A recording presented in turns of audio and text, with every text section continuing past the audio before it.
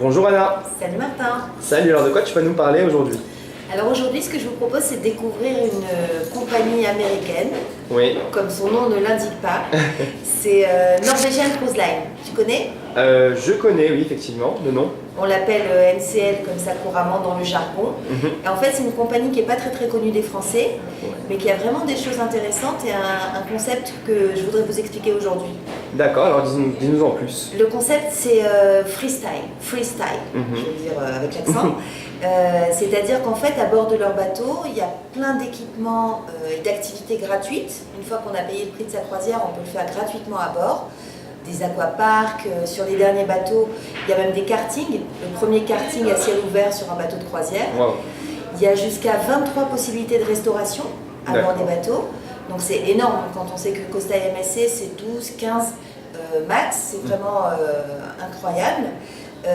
Et à partir de demain, plutôt pas depuis demain ça n'existe pas, à partir de demain, ils lancent la formule Free at Sea, c'est-à-dire que pour n'importe quelle croisière, quel type de cabine que tu achètes, si tu rajoutes sur une croisière de 8 jours par exemple 99 € au prix de ta cabine, tu peux choisir au choix 2 options parmi 5 pour personnaliser ta croisière en fonction de ce que tu aimes.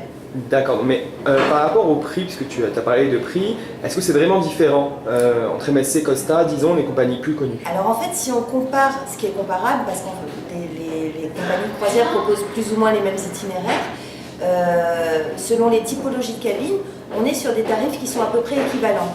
La seule chose qui va changer pour les gens qui ont l'habitude de Costa et de MSC, c'est en fait le monde. C'est en fait les gens qui sont à bord de la croisière. Costa MSC, c'est une clientèle plutôt européenne, alors que NCL, c'est une clientèle revendiquée internationale. Donc l'ambiance à bord, elle est très festive. C'est pas grave.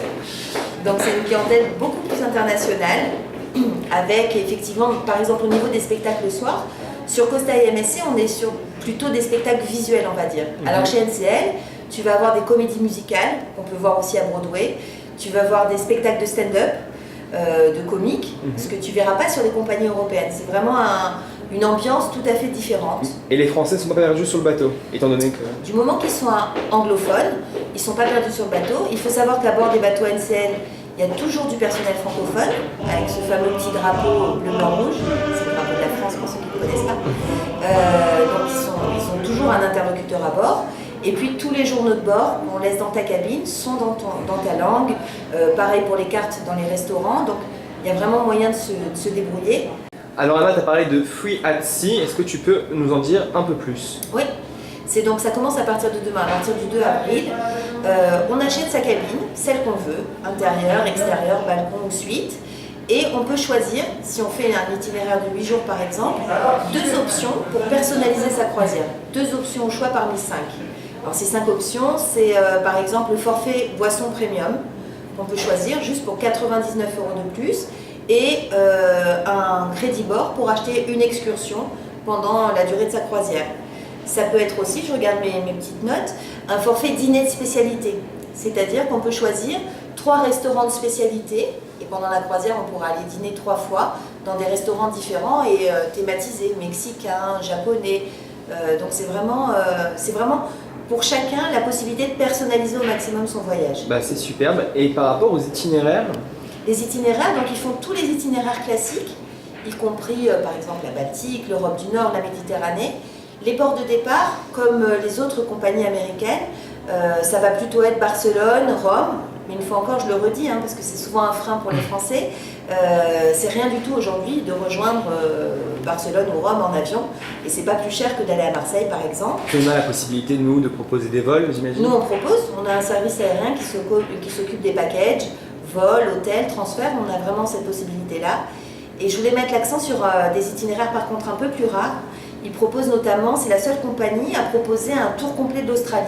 Alors quand on sait à quel point l'Australie est vaste, pouvoir le faire sur une croisière comme ça de 12-13 jours, partir d'Auckland, faire tout le tour et arriver à Sydney, c'est assez exceptionnel, quoi. C'est vraiment la seule compagnie à le proposer. Alors quel bateau propose Je crois que c'est le GWEL de mémoire, mais enfin à vérifier. D'accord. Si jamais vous avez des questions, d'ailleurs je vous invite à profiter de ce poste pour me les poser en direct. Commentez en dessous et dites-nous si ça vous a donné envie de découvrir un peu plus cette compagnie méconnue des Français et pourtant qui gagne à être connue. Donc Norwegian Cruise Line, NCL. Exactement. D'où la casquette. D'où la casquette, mais oui. Vous avez promis, hein, j'avais promis, je tiens à mes promesses. Bah superbe. Il y a d'autres choses à ajouter? Non, pour moi c'est bon. On se retrouve la semaine prochaine. Likez, commentez, on est là pour répondre à vos questions. Merci beaucoup Anna. À bientôt Martin. À bientôt. Ciao.